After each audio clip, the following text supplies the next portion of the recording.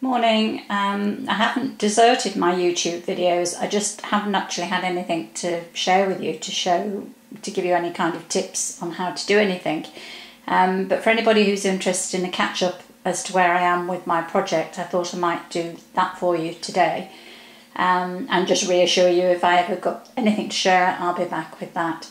You're looking at the roof which I've started, the roof panel which I've started. Firstly, sorry about all the crazy shadows in here. This is my workroom, and it's the sunlight through various parts in the workroom, and it casts a ridiculous amount of shadow, which actually doesn't make it easy when you're working on minis.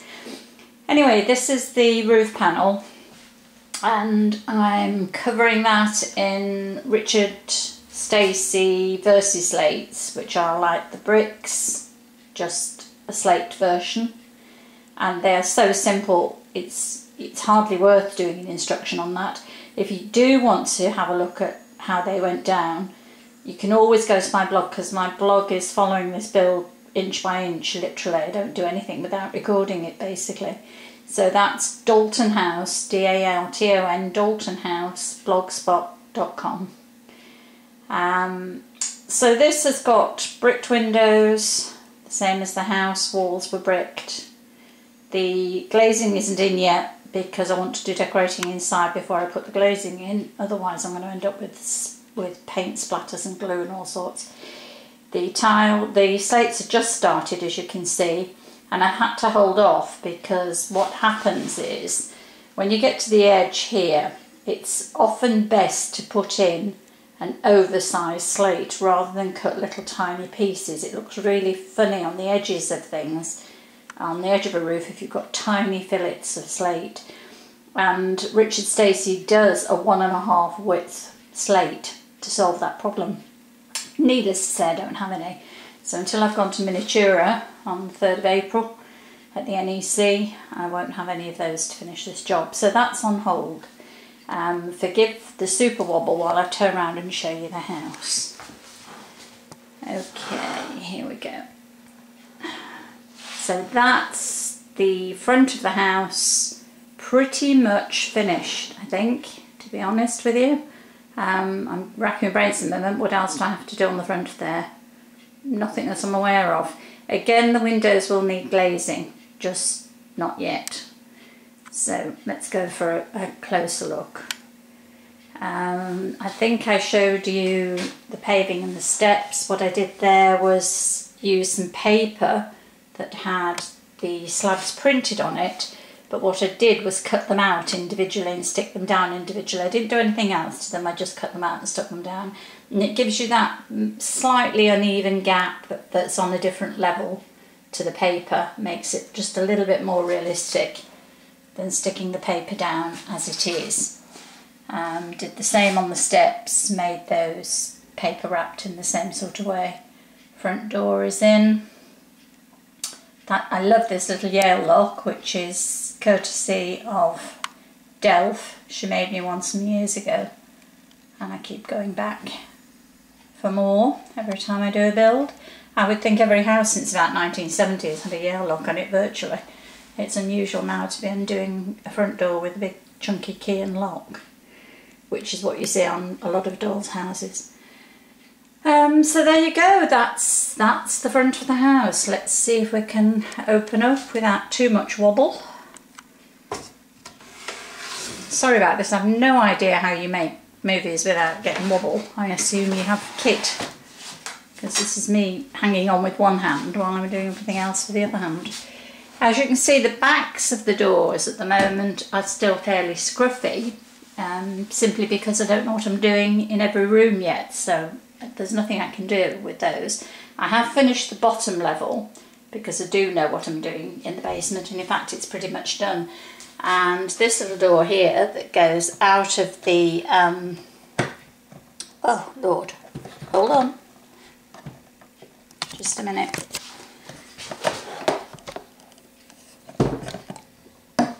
Sorry about that, that's what you get for not letting your paint dry thoroughly.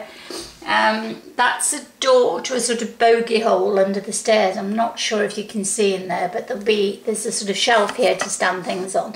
And then there's a huge 8 8 by something room underneath there, which I have bricked and slabbed and turned into a glorious bogey hole to shove loads of junk in at some stage.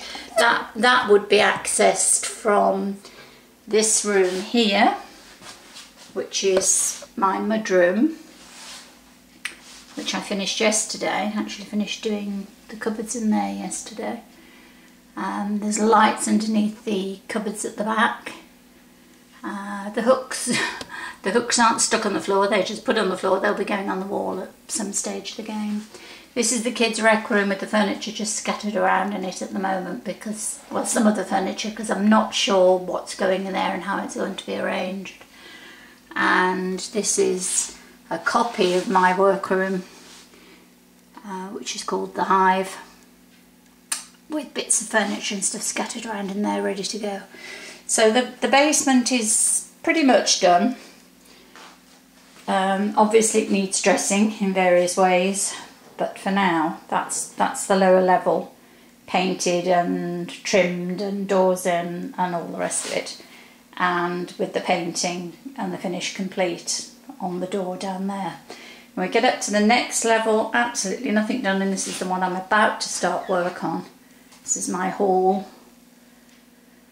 To be a hall in the middle, and to the left there will be a dining room, and to the right there will be what used to be the parlour, so it's now quite a posh sitting room.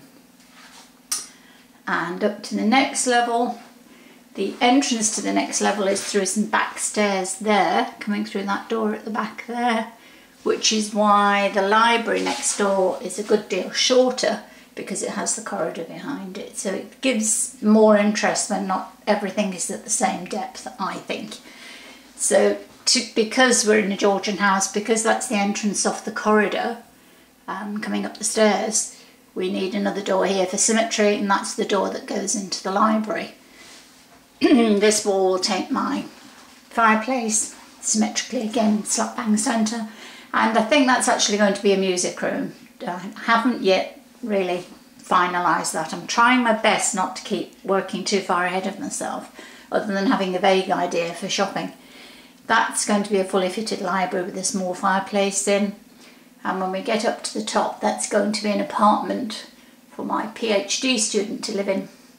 So it'll be a bedroom here with a door at the back leading to a bathroom, then a kitchen, which is the entrance into the apartment. It'll have the door in the centre coming into the apartment, and that will be her sitting room. So, as I said, that's where I'm up to at the moment. I'll keep you posted on the build each time I finish a floor, if I don't come back to you in between with anything that's a sort of an instructional or helpful video. I'm trying to only use the videos to show people how to do things if they're beginners and they've never tackled this before. But I think I may be beyond that now, that the build is pretty much in place. But if anything turns up, I will make a YouTube video. Okay, bye for now.